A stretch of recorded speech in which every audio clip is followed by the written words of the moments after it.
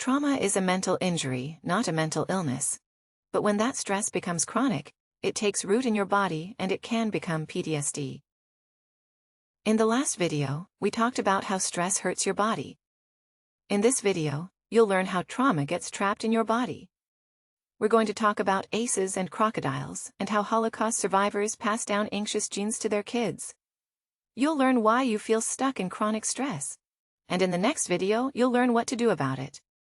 Research shows that people who experience trauma or abuse have physical and emotional illness at much higher rates for the rest of their lives. According to the CDC, toxic stress from trauma can change brain development and affect how the body responds to stress. Trauma leads to higher prevalence of depression, high blood pressure, asthma, cancer, diabetes, heart disease. It leads to higher rates of substance abuse and early death. People who experience trauma are more likely to have autoimmune disorders, chronic pain, and other chronic conditions. But trauma is incredibly common. 1 in 8 kids grow up in a home where their parents fight. 1 in 3 women and 1 in 5 men have been sexually assaulted. Poverty, racism, and natural disasters can all trigger that trauma response. But trauma doesn't have to be some extreme event.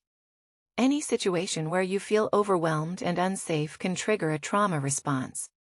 At its essence, trauma is in the nervous system. When your brain perceives a threat like a crocodile, it turns on the self-protective fight or flight response. This is the sympathetic response in your autonomic nervous system. You move from a state of safety to activation, fighting off an attacker, running away, defending and protecting yourself. Your nervous system triggers a massive physiological response, pumping out adrenaline to jolt your muscles into action, and the stress hormone cortisol to increase blood sugar and to power intense movement.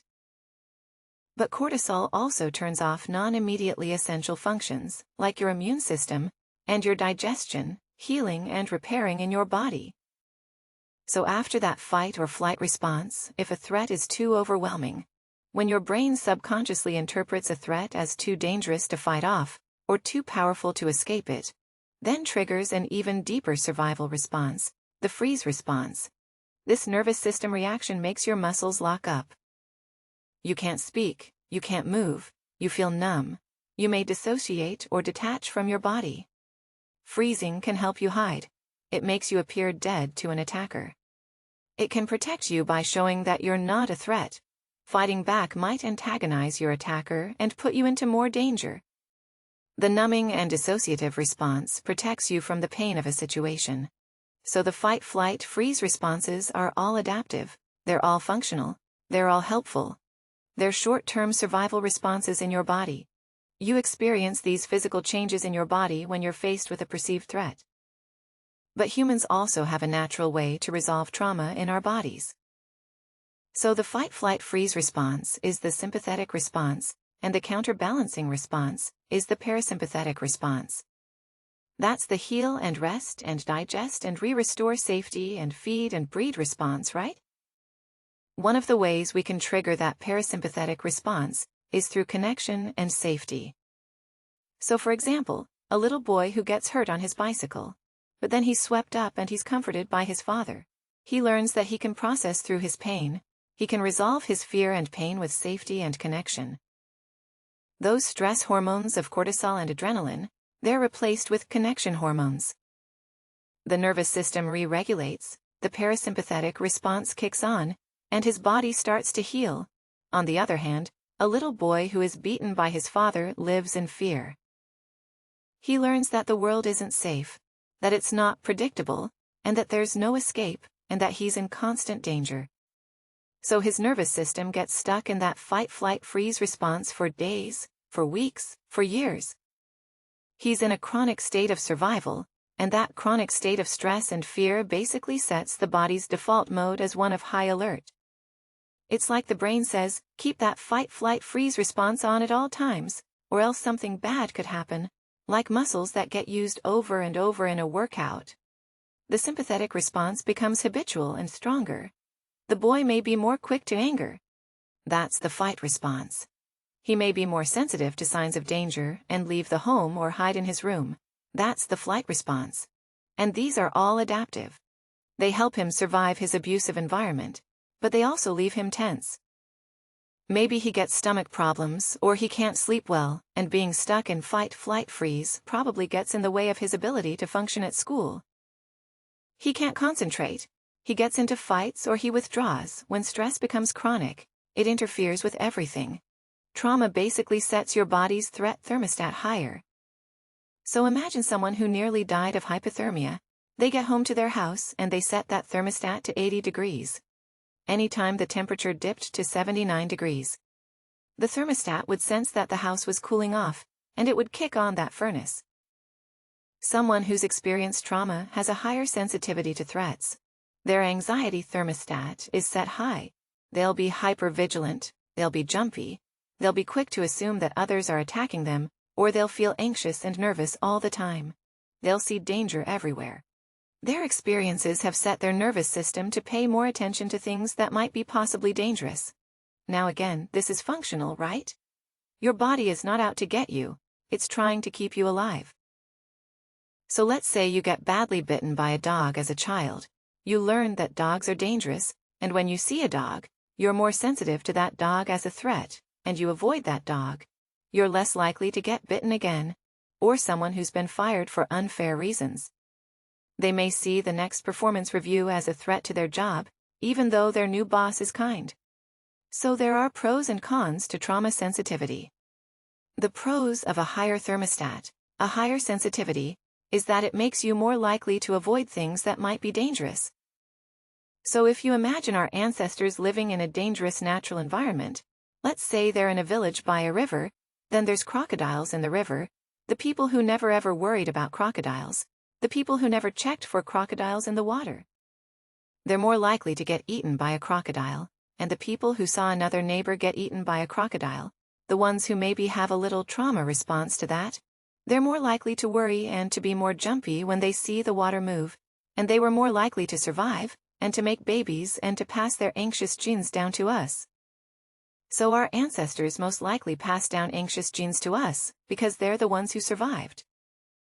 There are some fascinating studies that show that Jews from Germany who survived the Holocaust actually passed down anxious genes to their descendants at higher levels than the average population. And if you think about it, this makes great evolutionary sense. If another Holocaust were to occur, the people with a higher sensitivity to anxiety might be more likely to leave the country earlier in the timeline, when the borders were still open. Being more sensitive to a threat made them more likely to survive a horrific event. But anxiety comes with a cost.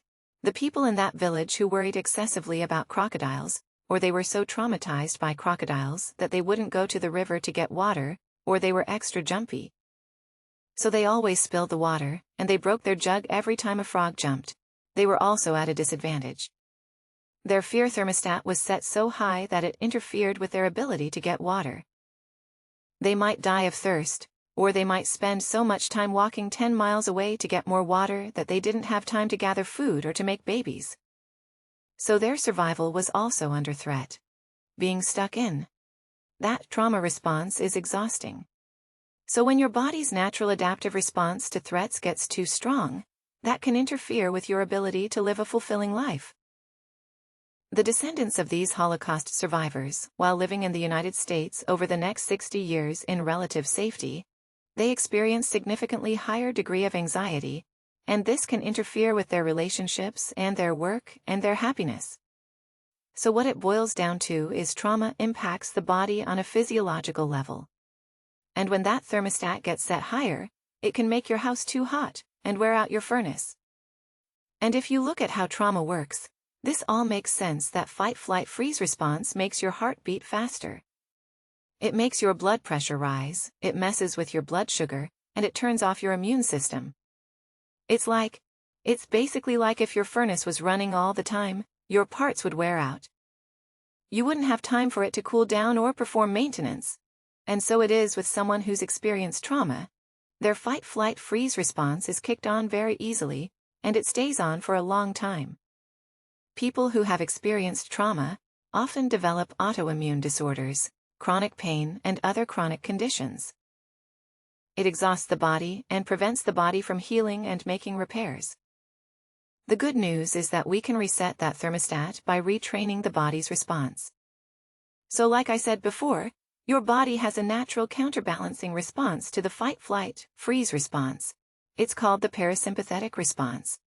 It slows breathing, it slows your heart rate, it turns on digestion, and it allows the immune system to do its work of healing and repairing. The parasympathetic response kicks on when your brain perceives safety, and it kind of clears out those stress chemicals. Now, just like the fight, flight, freeze response can become ingrained into a habitual response in your body, the rest and digest response can also become a trained reaction. As an adult, you can learn to turn that response on. You can learn to heal the impacts of trauma on the body. The more we learn about trauma, the more hope I have about our abilities to treat it. So I'm gonna go into a lot more details on this in the next video. So please stay tuned to keep learning more about how stress and trauma get trapped in our body, and how we can release them. Okay. Thanks for watching, and take care.